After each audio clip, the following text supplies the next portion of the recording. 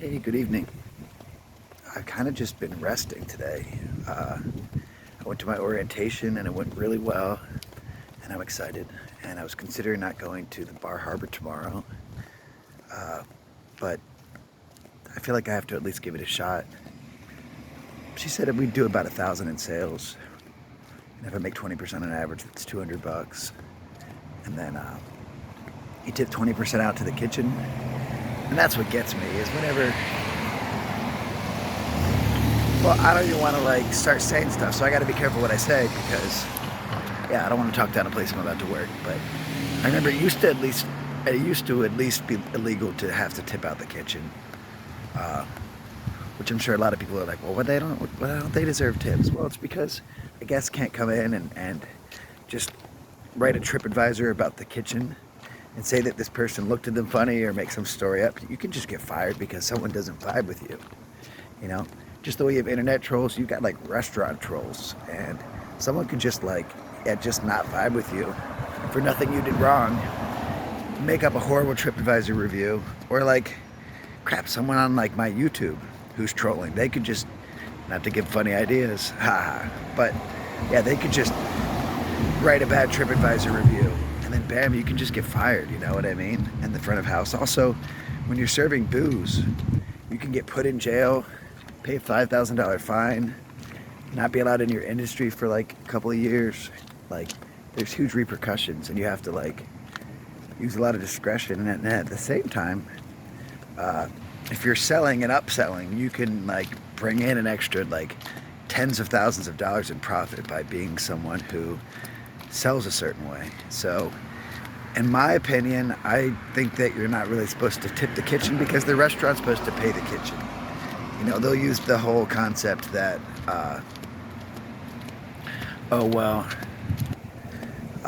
we're trying to make it more fair so that they can make closer money to the servers. But the thing is, what they'll do is they'll pay the kitchen less and then have the servers pay them. So in the end, everyone in the restaurant overall is making less per hour. So what's seen as something that's positive and a help is actually just a way, like most things, is actually just a way to screw you and play off of sympathies. So if you look it up and you look into any restaurant where they're tipping out the kitchen, on average the kitchen is making about that many dollars less per hour. So I'm not a big fan of that, and that's what has me kind of scared because 20% of your tips, it's kind of a lot to give out considering there's no support staff. So you gotta seat the people, you gotta bust the tables, you gotta. And I'm down for that, but I'm also down to like not tip out for that. So I'm a little reluctant, but I can at least go in and figure it out. And so that basically means if you make $200, you got to tip out $40 and $160 from like, let's see what time in the morning, 6:30 in the morning to 2 in the afternoon. It's like 8 hours. You know, it's $20 an hour on average. And I like I said, I'm good at getting my sales up. I'd probably sell mad booze in the morning. So let's say if I even made like $175 a lunch, yeah. But $20 an hour waiting tables and tips, I'm sorry, but just isn't that much. Like in the Florida Keys, I would make, 30 to 60 an hour is what I expect to make in the industry, like on top of my hourly. I'm sure that may make me sound whatever, but fuck, know your worth. Like, I know what I'm capable of making. And, so I almost feel like maybe I should just tell her that it didn't work out at this point. But, honestly, I kind of want the potential to bartend there. It's a dive bar. I want to bartend at a dive bar where I just pour draft beer into pitchers, make a couple of cocktails that are like Jack and Coke or whatever, charge a ton because it's Hawaii, and then be able to handle more at once while also like getting more time to interact with my guests. That's what I want. But I can't walk right into this new spot and bartend because, again, at a dive bar, because you make much more than the servers, and at a fine dining place you make much less than the servers as a bartender. It's really hard to get in straight as a bartender bartending at a dive bar. So enough about that stuff. You know, I still don't know, but I need a certain outfit, so I need to have like a polo shirt. So I might as well go buy the polo shirt just in case. So I have that job tomorrow, and then I have another interview at DK Steakhouse tomorrow, and that has like, yeah, like $40 to $130 steaks. So a place like that, even though I'd be bartending, what you do is when you have, every time I've ever gotten a job and got hired at a job while looking, I keep looking.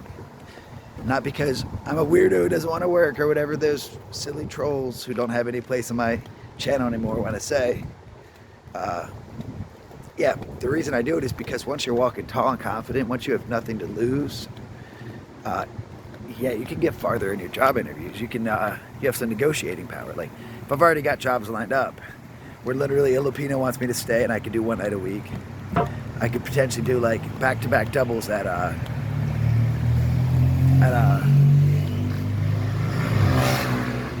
what's it called? Macaroni Grill. I could do like a couple of morning shifts at Bar Harbor, and then I could also do a couple nights at DK Steakhouse. But yeah, like if I could get in serving at DK Steakhouse, I think what I'll have to say is that, you know, I would love to be your bartender, and I'm very confident, and honestly, man, I kill at bartending.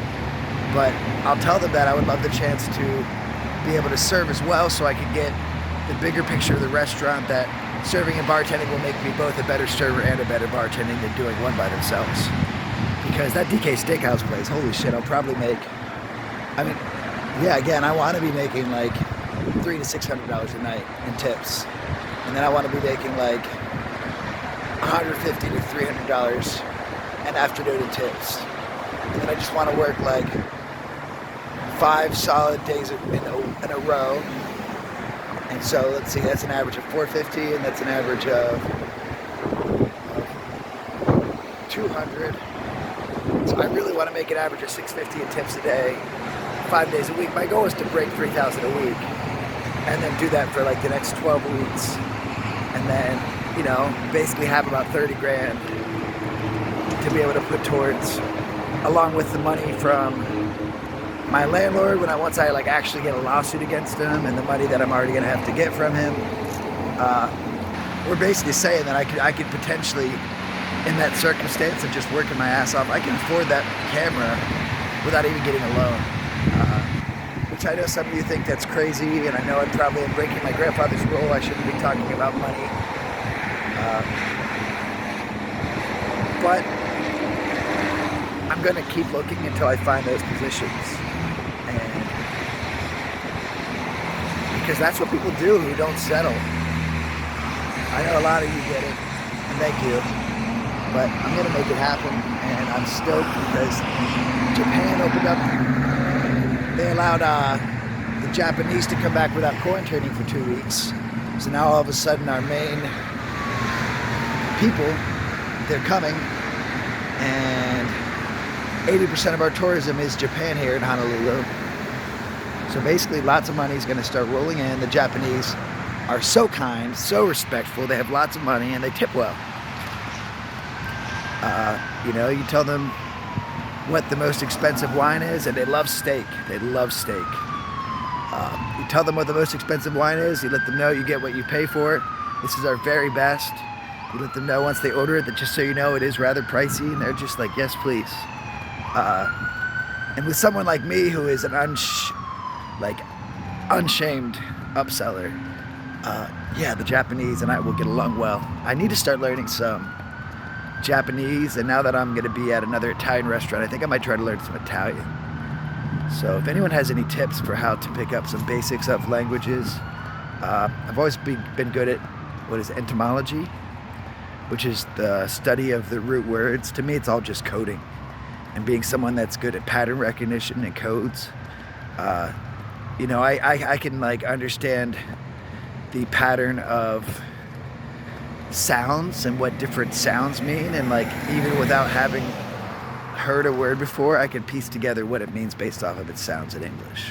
So like figuring out another language, I think will be a fun challenge. So I think I'm going to try to learn some Italian. I'm going to try to learn some Japanese. I'm going to try to pick up the ukulele, and I was told it's not pronounced ukulele, it's like something else. So I gotta learn how to say ukulele. And I want to paint. I want to jump on my underwater photography. I want to jump on my above water photography. Last night, aside from meeting that beautiful Australian chick, where it's just like, to be honest, she wanted me to compete with a 65-year-old man. And he was nice, but I mean, let's be honest, there was no competition. And I don't like being like, I don't know. You know, I realize Genghis Khan is our most common ancestor, and that without sounding like a misogynist, that women will say what they want, but they want someone to come and just conquer them. As far as like, conquer each other, you know, we gotta like fight for it. Like, it's just not my style. To me, that's just demeaning. You know, if you have any interest in me, then like show me interest and I'll show it back, and we can have a powerful dynamic. But that girl was also kind of a city girl, and she didn't like the concepts of like hitchhiking. A lot of people that are city people, they're not about it either, but at the same time they think it sounds cool because it's different. Whereas she just kind of sounded like very turned off by my lifestyle in general. So thinking now, it's like, yeah, it's probably best that I didn't get to walk her back to her hotel room. Because yeah, I'm trying to set high standards right now, and not just physical standards, because if I was just doing physical standards, yeah, I would have been all about it. That's funny. But no, I am trying to like work away from that, because that can leave you satisfied in one way, but not in the whole body way, you know, not in the whole body, mind, and spirit way. And yeah, I just kind of want a little more. So while tending bar last night, there's a group, and I could probably still remember all their names in order, but I'm just not going to dig there right now because I'm just doing my thing. But there was a really stunning young girl that was just super nice, and there was an older lady who was funny, going on about how she won a twerking contest at a bar while she was pretty much blackout drunk, and that a 5-year-old boy and girl judged it and they said she won, which is hilarious. But the lady's just like, hey, you shoot photography, my friend here's a model, so why don't you guys connect? So basically we're chatting on Instagram, and this girl has some like amazing photography in her portfolio. And so basically she's from Hawaii. I think she's been on like Miss USA, Miss Hawaii Kai, and yeah, I like, again, it's not even about beauty, because she's just very humble and very sweet. And so we chatted some, and I didn't have to like jump through hoops to get the conversation going. And so yeah, it sounds like I might have the potential to make a new friend. And my old friend Camila, who got me going on Instagram and convinced me to start it, she lives here in Hawaii. I met her while freediving down in Key Largo, Florida. Camila has 20,000 followers on Instagram, and Vanessa, who I met yesterday, she has 15,000 followers on Instagram. So I think what my plan is to help them collaborate together. So tomorrow I'm going to order my GoPro. I got my bank card in today, so now I'm a big boy with a bank account, and I've got like a debit card, and that feels like kind of crazy because I'm pulling out my big boy pants. So then I'll be able to go get a Hawaii state ID and McLovin ID. Super Troopers reference. Super Troopers reference. But yeah, so basically what my plan would be is to get Camila and get Vanessa to do a photo shoot together, a collaboration, and then they can like kind of feed off of it, because they have the same type of photography, which is tasteful, but like, yeah, sexy photography. And I aim more towards the tasteful side, especially when it comes to my underwater photography, because the last thing I want to do is have people seeing my photography and think that I'm just some creep trying to get them to wear like next to nothing in the water. That's really not what it's about. But at the same time, these girls are already doing this sexy photography, and I feel like if, again, they would be able to like feed off of each other's following. So I'm basically getting set up to hang out with Camila shortly. We could probably teach Vanessa some free diving. It'll be less threatening because, again, I'm just some bartender guy, and You know, it's not like I'm trying to reach out to this Vanessa girl so I can hook up with her. Like, I genuinely want friends who are actively chasing their passions. And so, yeah, Camila's mom's coming, so she's gonna get to watch her daughter Emma. And so Camila wants to play, and she's like so much fun, and she's a new mom, and she like, gotcha.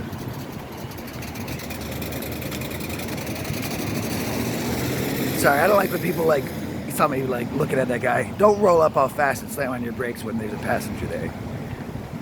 I'll fucking jump up and land on your windshield and try to get you with the elbow through it, like seriously. But yeah, so there's other good stuff going, and like, I'm just lonely, you know, to be honest. Like, I can fixate all I want on like the potential to like meet a woman and date and all that stuff, but the reality is I just want someone in my life. And you know, getting to talk about it helps me, but it's like I don't have anyone in my life to talk about not having anyone in my life, and I don't want to throw all that shit on my friends from afar. So feeling much better. I got a lot of rest. I got to go to that job. I'm gonna make friends. I'm gonna make lots of friends, and not just people to fill my life, not fillers as I would call them, not acquaintances. I'm gonna make friends, lifelong friends. But it's funny because, you know, in a month of hitchhiking, I made more lifelong friends than I did here in 5 months. You know, building a life somewhere that I plan to stay. I'm going through and I'm uploading all my old photography onto Instagram. Right now I'm doing my Blue Ridge Parkway photography, and oh my gosh, just looking back at my travels, and you know, pretty soon it's going to work into my Alaska photography. It's tough. Really just makes me want to like hit the road again, and it makes me wonder, it's like, Jeremiah, you're setting up to stay in one spot, and that makes me kind of scared. But at the same time, yeah, I can do that and travel. I can become a travel underwater photographer. Like, although I'm gonna set up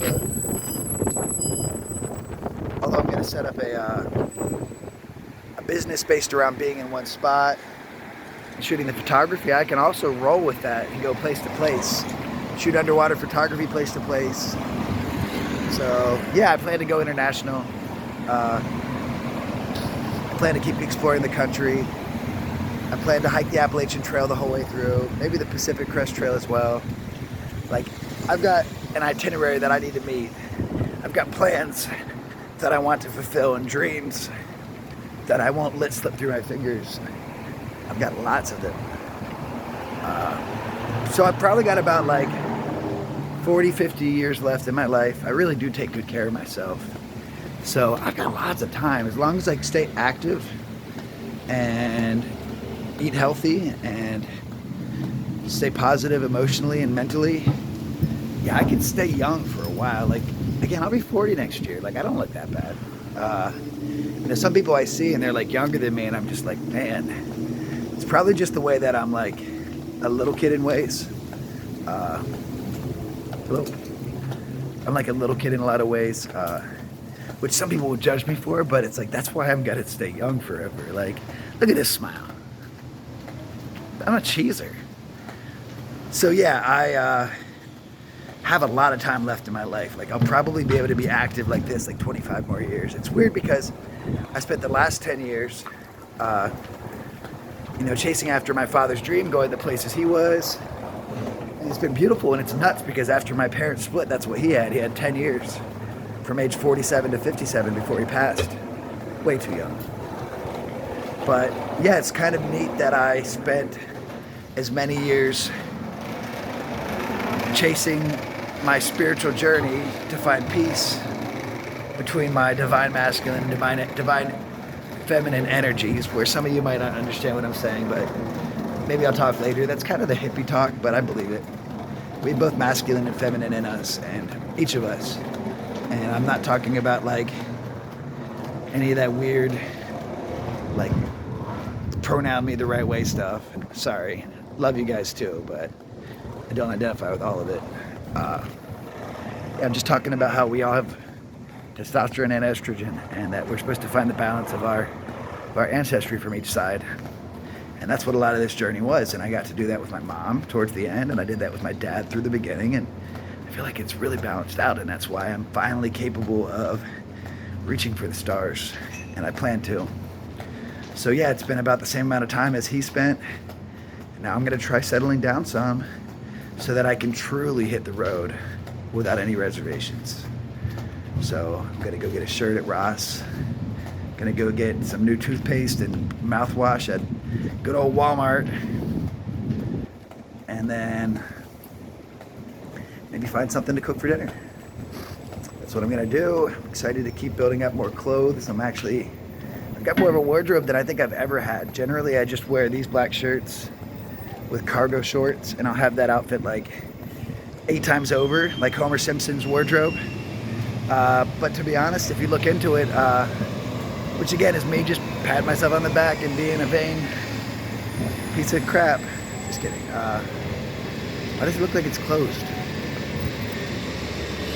Is it closed? It is closed. It said it was open till 11. All right.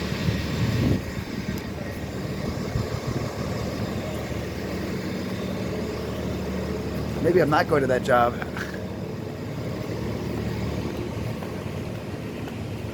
Creative geniuses, they just have one outfit. You know what I mean? Steve Jobs did it. Albert Einstein did it. Even supposedly Obama did. I'm not saying I thought he was a genius or anything, but you don't have to be a genius to be a creative genius. So yeah, I never realized that basically they don't want to spend their time wasting energy on like figuring out clothes, so they just do the same exact clothes each day. And I've kind of always done that, always. But now I'm getting more into like colorful outfits, and it's kind of neat. That's my ramble. You just saw my entire walk down to town. I gotta check where I can buy a shirt now. I'm sorry, I'm on the phone, thank you. Yeah, I don't know. If you got a sign, I respect you. If you're gonna aggressively panhandle, no. Loving you guys. Going to the store. See ya.